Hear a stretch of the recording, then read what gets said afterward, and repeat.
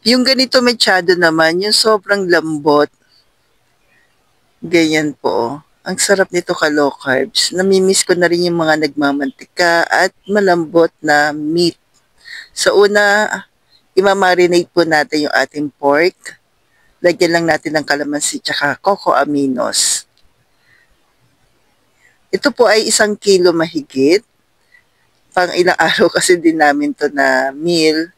Hindi siya isang lutuan lang. Para may stock din sa rep po. At pambaon din. Yan.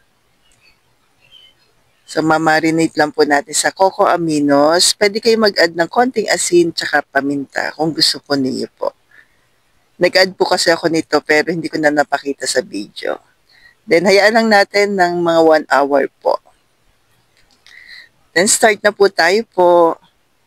Ipapry lang po natin hanggang sa mag-light brown. Pero, pwede rin naman diretso na, pero mas gusto ko lang po yung ganito. Para mapalabas pa rin natin yung natural oil din ng meat. Yan. Tsaka mag-ano pa po, mas malasa kasi pag ginaganito po ang meat po. Yan. Nagisa na po ako ng bawang, sibuyas, kamatis.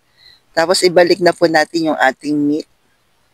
Nga lang yung meat light brown lang po dahil may coco aminos po siya, medyo mabilis masunog. Then tomato paste. Gisa-gisa lang po natin muna with tomato paste. Konti lang. Kasi may kamatis naman po tayo po.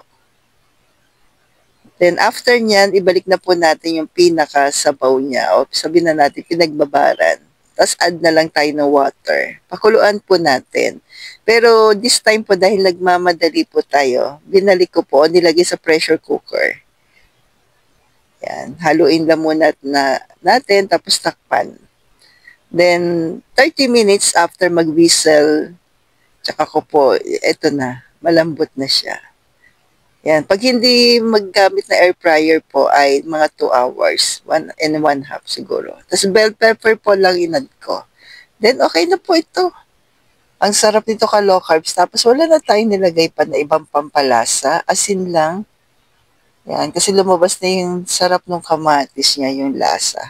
At ito na po yun, nagmamantika at sobrang lambot ng pork mechado po. So, stay healthy, stay low carb.